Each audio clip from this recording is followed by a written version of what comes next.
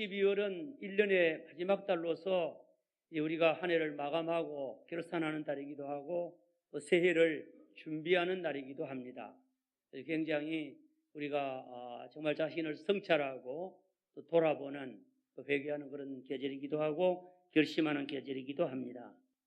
그러나 우리가 특별히 교회력으로 보면 12월은 12월 25일 성탄절을 우리가 이제 준비하고 성탄절이 있는 그런 달이기도 합니다. 하나님의 사랑의 계절이고 또 하나님의 은혜를 우리에게 주시는 계절이고 우리의 구원을 위해서 역사하시는 하나님의 그 역사하심을 우리가 누리는 그런 계절이 되는 것입니다. 특별히 우리가 이 12월 성탄의 계절을 맞이해서 우리는 성탄의 구주 성탄이죠. 성탄. 우리를 구원하시는 하나님의 아들 예수님, 하나님의 아들의 성탄, 메시아의 성탄, 이 성탄절에 합당한 그런 마음과 그런 자세를 가짐으로 성탄절을 통하여 하나님께는 영광을 또 우리에게 은혜를 주신 그 놀라우신 은혜에 대하여 우리는 감사하고 또 성탄절을 준비하는 합당한 삶이 우리에게 있으므로 우리 개인에게는 복이 다 될 수 있기를 주님의 이름으로 축원합니다. 성탄절은 크리스마스 추리를 좀 해놓고 그리고 조금 이제 좀 남다르게 평소에 다르게 지내는 그런 좀 축제 그것이 아니고 성탄절은 저와 여러분들에게는 생명의 그런 귀한 계절이 되는 줄을 믿습니다. 그리고 저와 여러분들이 예수님과 밀접한 관계 속에 있기 때문에 예수님 앞에 우리는 어떠한 자로 살아야 될 것인가? 이 세상에 오신 예수님을 어떻게 섬기며 우리의 사명은 무엇이며 또 성천하신 예수님 앞에는 우리가 어떻게 살아가야 될 것인가 하는 것들을 생각하고 주님과의 관계 그리고 주님 앞에서의 사명 이것들을 새롭게 하는 귀한 계절이 되어야 될 줄을 믿습니다. 우리가 성탄절 그러면 성탄절에 섬기고 또 봉사했던 많은 사람들을 생각하게 됩니다. 첫째로 예수님이 세상에 탄생하실 때에 그 몸을 통해서 탄생하게 된 이 마리아의 헌신 그리고 요셉의 헌신 또 동방 박사들의 그 예수님의 탄생을 축하하고 그 푸른 천리하고 동방에서부터 와서 주님을 경배하고 예물을 드리고 또 주님을 섬기는 이 아름다운 이 모습들을 우리가 보게 됩니다. 그리고 예수님이 탄생하시는 그 밤에 저 베들레헴 들녘에 야기 양떼를 치던 그 목자들 주님의 탄생의 소식을 천사를 통해서 듣고 베들레헴 마을에 들어가서 주님을 이제 뵙고 그리고 그 어머니 아버지를 이제 만나서 경위를 이야기하고 함께 기뻐하는 그런 모습들도 우리가 볼 수가 있습니다. 그러나 특별히 이 성탄의 계절에 우리가 잊지 말아야 될 한 분이 있는데 그분이 바로 세례 요한입니다. 원래 이름은 요한입니다. 요한. 그렇지요? 하나님의 거룩한 선물 그리고 하나님께서 이제 사랑하신다 그런 뜻을 가지고 있는 이 요한이라고 하는 사람인데 세례를 많이 베풀었다고 해서 세례자 요한, 세례 요한 그렇게 닉네임이 붙어 있는 이와 같은 사람입니다. 여러분 이 세례 요한에 대해서 오늘 성경은 우리에게 말씀하고 있는데 이 세례 요한이 이 세상에 탄생할 때에 특별한 그런 탄생을 우리가 보고 하나님의 역사가 있는 것들을 느끼게 되고 그리고 그 탄생이 사명적인 탄생이고 그리고 세례 요한의 삶은 오직 하나님께서 그를 이 세상에 보내신 그 사명을 위해서 살았다는 것들을 우리가 깨닫게 되기를 주님의 이름으로 축원합니다. 그래서 우리들도 세례 요한과 같이 주님의 탄생과 함께 우리도 세례 요한의 그 역할을 꼭 그대로 할 수는 없지만은 우리도 예수님의 오심과 또 주님을 증거하는 사명을 좀 다시 한 번 더 새롭게 하는 우리가 되고 각오를 가질 수 있는 우리 모두가 되기를 주님의 이름으로 축원합니다. 이스라엘 나라를 이제 3등분으로 나누면 남부 지역 이집트 가까이와 중부 지역 그리고 옛날에 중간에 사마리아와 또 그 가운데 있는 그런 지역입니다. 그리고 북부 지역, 갈릴리 지역으로 나뉠 수가 있는데 그 유대 땅의 중부 지역 에브라임 산지에 있는 제사장의 가정이 한 가정이 있었습니다. 그 제사장은 원래는 제사장은 레위 지파죠. 레위 지파인데 레위 지파 중에서도 그 제사장의 이름은 사가랴라고 아비야의 반열에 속하는 이와 같은 제사장이 있었습니다.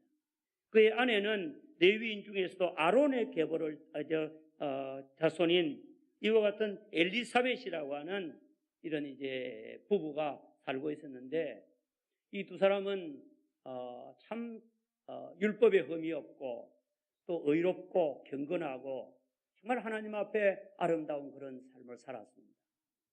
그런데 한 가지 흠은 그들이 나이가 많은데 자식이 없었습니다. 그래서 자식을 위해서 늘 하나님 앞에 기도를 해왔는데 하나님께서 자식을 아직도 주시지 않아서 그는 지금 나이가 많은데 자식을 얻지를 못하고 있는 그런 형편에 있었습니다.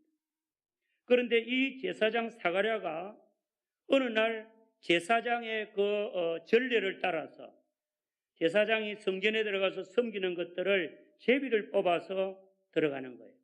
어떤 사람은 좀 자주 들어갈 수도 있고 어떤 사람은 제비가 뽑히지 않으면 아주 오랜만에 들어갈 수도 있고 그런데 어느 날 이제 이 제사장 사가랴가 제비를 뽑아서 그 반차를 따라서 성소에 들어가서 분향을 하게 됩니다. 향을 피우게 되는데 향을 피우고 섬기는 그와 같은 이제 날에 섬기는데 갑자기 영광이 둘러 비추고 그 향단 오른쪽에 주님의 사자 천사가 거기에 임하게 된 겁니다. 깜짝 놀랐습니다. 어찌된 일이냐 하고 이제 두려워하고 있었는데 그때에 이 천사가 말합니다. 사가랴야 무서워하지 말라. 너의 간구함이 하나님 앞에 들렸다. 내 아내 엘리사벳이 내게 아들을 낳아주리니 그 이름을 요한이라 하라. 그렇게 말씀하면서 나는 하나님께로부터 좋은 소식을 전하라고 보낸 이것은 가브리엘이다. 그렇게 말씀을 하게 됩니다. 그래서 이 사가랴 부부에게 우리 하나님께서 자녀를 잉태하게 되는 복을 주시는 거예요. 여러분 나이가 많고 인간적으로 소망 없는 이와 같은 나이인데 하나님께서 자녀를 특별하게 주시는 거예요. 예수님은 동정녀 마리아에게 탄생했지만은 오늘 이제 사가랴와 엘리사벳은 이 부부의 이 부정 모혈을 통해서 태어나게 되는데 그러나 하나님이 특별한 은혜로 특별한 그런 축복으로 마치 삼손이나 이삭과 같이 오늘 이 사가랴에게도 자녀를 하나님이 허락해 주시는 것입니다. 여러분 이 얼마나 놀라운 축복입니까? 그래서 그 이름을 요한이라고 하라고 하기도 하고 그리고 이 사람에 대해서 천사가 예언을 합니다. 너도 기뻐하고 즐거워할 것이고 많은 사람들도 그의 태어남을 기뻐할 것이다.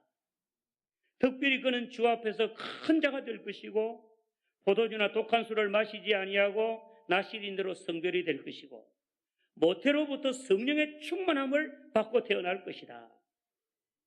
그리고 특별히 이스라엘 자손을 하나님께로 많이 돌아오게 하는 그런 일을 할 것이다.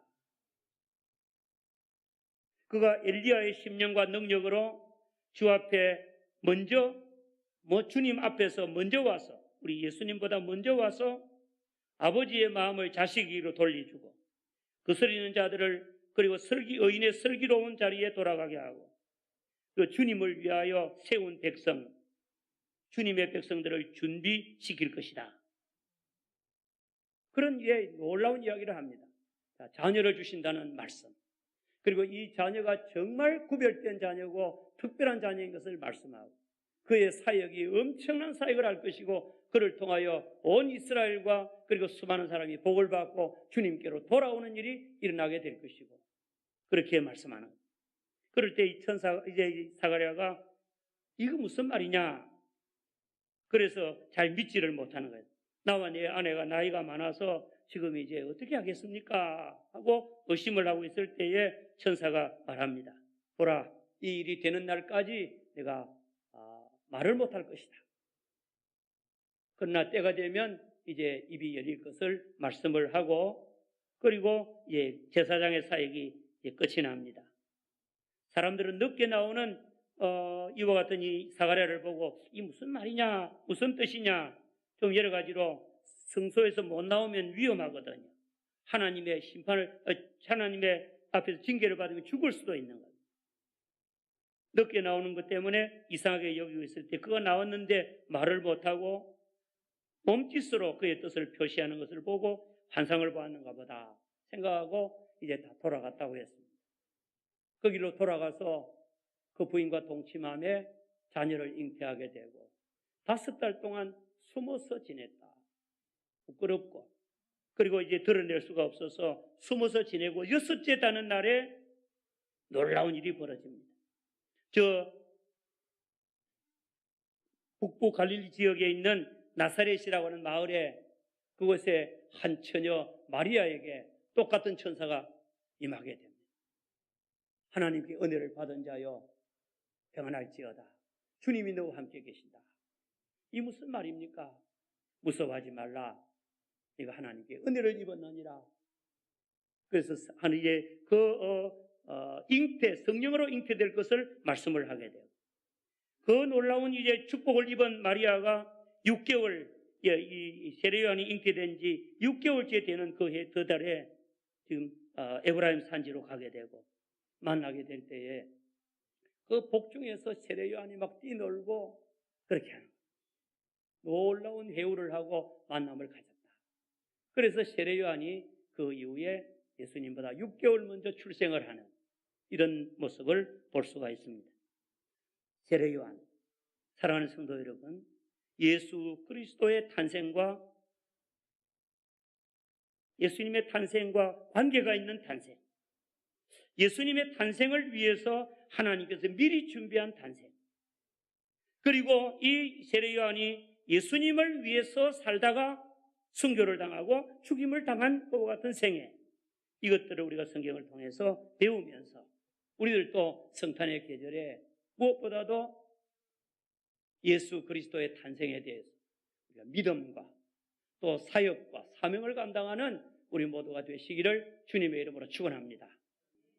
요한복음 1장 6절에서 사도 요한은 이렇게 말합니다. 하나님께로부터 보냄을 받은 사람이 있으니 그 이름은 요한이라.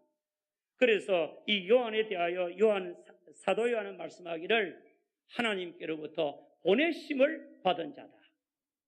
보내심을 받았다 이 말은 사도란 말과 같은 뜻입니다. 보내심을 받았다, 사명을 주었다 그 말입니다. 하나님께로부터 보내심을 받은 세례요한, 그는 어떤 자였는가, 무엇을 했는가? 세례요한은 구약에 이미 하나님께서 세례요한의 이 사역자의 탄생을 미리 예고하셨습니다. 이사야 40장 3절에 보니까 외치는 자의 소리여 가로되 너희는 광야에서 여호와의 길을 예비하라, 사막에서 우리 하나님의 대로를 평탄하게 하라. 이사야 선지자가 그렇게 예언을 했던 말씀이 있는데 이 말씀에 대하여 이제 요한복음 1장 23절에 가로되 나는 선지자 이사야의 말과 같이 주의 길을 곧게 하라고 광야에서 외치는 자의 소리로라. 세례요한이 자신에게 그것을 적용을 합니다. 구약의 예언이 신약에 그대로 이루어졌다는 것. 마가복음 1장 3절에도 광야에 외치는 자의 소리가 있어 가로되 너희는 주의 길을 예비하라, 그의 첩경을 평탄케 하라, 기록된 것과 같이. 누가복음 3장 4절에도 같은 그런 말씀으로 인용하고 있습니다. 여러분, 세례요한은 그의 탄생, 그의 사역이 이미 구약의 이사야서 4장 3절이나 말라기서 이제 3장 1절에 주의 길을 예비하러 오는 이와 같은 사람, 그에 대한 예언이 이루어지게 미리 예언이 된 겁니다. 그리고 말라기서 4장 5절에서 6절에 보라 여호와의 크고 두려운 날이 이르기 전에 내가 선지자 엘리야를 너에게 보내리니 그가 아비의 마음을 자녀에게로 돌이키게 하고 자녀의 마음을 그들의 아비에게로 돌이키게 하리라. 돌이키지 아니하면 두렵건대 내가 와서 저주로 그 땅을 칠까 하노라 하시니라 예언을 했는데 오늘 이 말씀을 천사가 인용을 하면서 세례 요한이 탄생할 때 이와 같은 일이 일어날 것을 말씀하고 있습니다.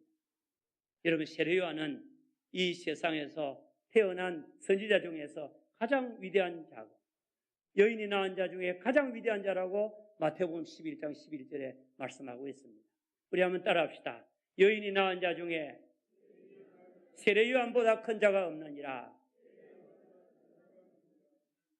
여인이 낳은 자 중에 세례 요한보다 큰 자가 없다.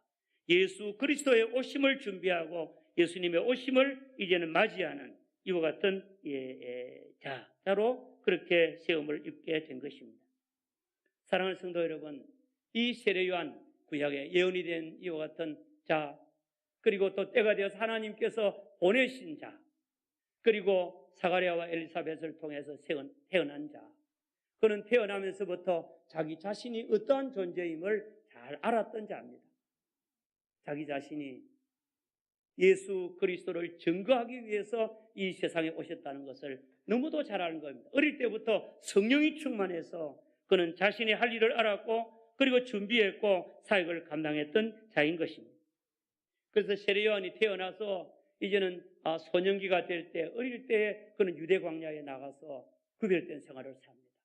경건한 생활, 거룩한 자가 되고 거기서 메뚜기와 석청을 먹고 가죽 옷을 입고 허리에 가죽띠를 띠고 약대 털옷을 입고 그렇게 구별된 생활을 살고 아주 거룩한 생활, 구별된 생활을 살다가 예수님께서 탄생하시고 이제 사역을 시작하실 무렵에 세례 요한이 먼저 지금 이제 출발해서 예수님을 증언하게 됩니다. 따라합시다. 세례 요한이 이 세상에 온 것은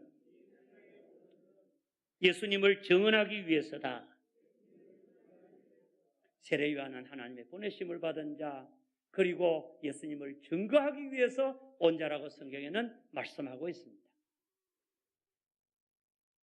하나님께로부터 보내심을 받은 자가 나왔으니 이름은 요한이라. 그는 빛이 아니고 빛에 대하여 증거하러 온 자라. 예수님은 생명의 빛인데 이 생명의 빛 대신 예수님을 증거하러 왔다. 예수님을 어떻게 증거하게 되느냐? 성령 충만함으로 예수님을 알고 예수님을 증거하는 거예요. 그리고 예수님이 세례를 받을 때에 그리고 놀라운 체험을 통해서 예수님이 하나님의 아들이신 것을 알고 증거하게 되는 거예요. 그는 평생에 예수님을 증거하다가 갔습니다. 세례 요한의 사역은 크게 두 가지밖에 없습니다. 하나는 회개의 복음을 전했습니다. 우리 한번 따라합시다. 회개하라. 회개의 복음을 전하고 수많은 사람들에게 그의 성령의 능력으로 아주 강력하게 회개의 복음을 전하고 심령을 깨어 부수는 겁니다. 교만한 심령을 낮추고 겸손한 이제 상처 입은 심령을 골짜기 같은 마음을 이제는 돋우고 평지와 같이 시온의 대로를 만들듯이 예수님을 맞이할 준비를 시키고 심령의 준비를 시키는 거예요. 회개의 복음을 전했습니다. 그래서 많은 관원들이 회개를 하고 군인들이 회개를 하고 그리고 이제 수많은 종교인들이 회개를 하고 도덕적으로 회개를 하는 역사가 일어나게 된 겁니다. 와서 그는 예수님을 증거하는데 특별히 그는 빛에 대하여 예수님에 대하여 증언하러 왔다. 그래서 예수님에 대하여 계속해서 증거합니다. 어떤 것을 증거했느냐? 오늘 읽은 말씀 말고 요한복음 1장 15절 말씀을 한번 봅시다. 그 중에 하나가 되는데 요한복음 1장 15절 다 같이 읽읍시다. 시작. 요한이 그에 대하여 증언하여 외쳐 이르되 내가 전에 말하기를 내 뒤에 오시는 이가 나보다 앞선 것은 나보다 먼저 계심이라 한 것이 이 사람을 가리킴이라 하니라. 요한이 예수님에 대하여 증언하고 외쳤습니다. 무엇을 외쳤느냐? 내가 전에 말하기를 내 뒤에 오시는 이가 나보다 앞선 것은 나보다 먼저 계심이라. 그렇게 외친 겁니다. 무엇입니까? 예수님이 선지하셨다는 거예요. 예수님은 하나님의 아들이라는 겁니다. 예수님은 자기보다 탁월하다는 겁니다. 이와 같은 것들을 무사람들에게 막 외치고 알려주고 예수님을 가르치는 거예요. 그 다음에 요한복음 1장 마지막 부분에 가서 보면 예수님이 지나가실 때에 예수님에 대하여 말합니다. 따라합시다. 보라, 세상 죄를 지고 가는 하나님의 어린 양이다. 그는 자기의 제자들에게 보라, 세상 죄를 지고 가는 하나님의 어린 양이다. 그렇게 말했어요. 그리고 세례요한은 말하기를 나는 물로 세례를 주지만은 내 뒤에 오시는 이 예수님은 불로 성령으로 세례를 주는 분이다. 그렇게 말씀하기도 했습니다. 어느 날 예수님의 제자들이 예수님께 나와서 불평스러운 이야기를 합니다. 예수님, 선생님, 조금 전에 선생님이 와서 세례를 받았던 예수, 그 예수가 지금 사역을 시작하면서 요단강 저편에서 세례를 주는데 수많은 사람들이 또 이 세례요한에게 있던 사람이 그쪽으로 갑니다. 불편한 거예요. 자기 선생이 오히려 지금 어려움을 당한다고 생각하는 거예요. 그럴 때 예수님께서 말씀합니다. 그는 흥하여야 하겠고 나는 쇠하여야 하리라. 아멘. 그는 흥하여야 되겠고 나는 쇠하여야 된다. 그렇게 말씀합니다. 세례요한은 또 말씀합니다. 나는 그분의 신들매를 풀기도 감당치 못할 자다. 그렇게 말씀하기도 하고, 예수님은 하나님의 아들, 그리고 세상의 빛, 그리고 세상 죄를 지고 간 하나님의 어린 양, 성령으로 세례를 주는 자, 예수님에 대하여서 계속해서 세례요한은 시간 있을 때마다 유대 종교 지도자 앞에서, 유대인들 앞에서, 그에게 질문하는 자들에게서 이렇게 예수님을 증거하게 되는 것입니다. 어느 날 예루살렘에서부터 사람들이 내려옵니다. 제사장과 레위인들이 내려왔어요. 유대인들이 보낸 겁니다. 공적으로 지금 예수님에 대해 확인하러 보낸 거예요. 가서 세례요한에게 도대체 당신이 어떤 자이냐 그 정체성을 한번 물어보고 오시오. 그래서 제사장과 레위인들이 와서 세례요한에게 와서 질문을 합니다. 네가 그리스도냐? 나는 그리스도가 아니다. 그러면 네가 구약에서 말하는 그 엘리야냐? 아니다. 그러면 네가 뭐냐? 나는 이사야 40장 3절에 나오는 그와 같은 말씀과 같이 광야에서 외치는 자의 소리다. 그렇게 말씀하면서 자신이 예수님을 외치는, 예수님을 증거하는 이와 같은 소리에 불과하다고 자신을 말씀하고 자신을 알았습니다.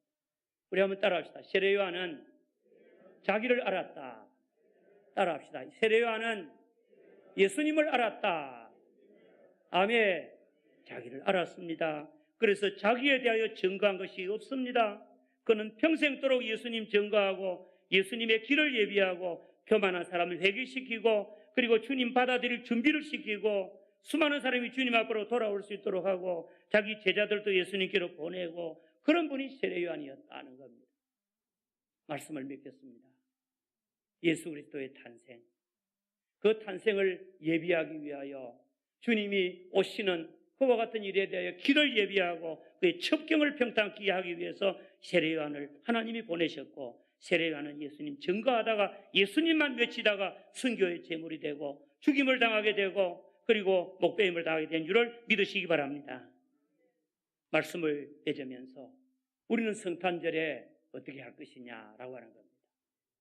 세례요한 생각하면서 우리도 첫째로는 예수님을 우리가 영접하는 게 필요해요. 예수님을 믿는 일이 필요하고 주님과의 관계가 온전히 믿음으로 하나가 되어야 돼요.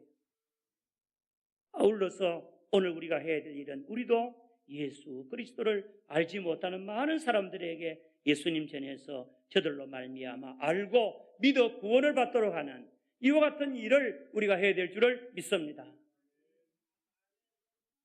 옛날이나 지금이나 교회가 주님의 성탄절을 맞이하는 방법이 비슷한 것 같아요. 뭡니까? 성탄절 축제를 하는 거예요. 화려하게 꾸미는 거예요. 그리고 성탄절에 여러 가지 선물을 주고받고 아니면 그 성탄절 축하하는 예배드리고 찬양하고 그것을 전부로 삼고 끝을 냅니다. 일과성으로 이제 성탄절을 지키는 거예요. 여러분, 성탄절은 예수님 앞에 엎드리는 날이고 경배하는 것이고 성탄절은 주님의 그 하나님의 사랑과 주님의 은혜에 대하여 정말 감사하고 영광을 돌리는 것이고 성탄절은 예수 그리스도를 말씀하고 많은 사람에게 선포하고 수많은 심령을 주님 앞으로 이끌고 저들로 말미암아 예수님을 믿게 하고 구원을 받게 하는 것인 줄을 믿으시기 바랍니다.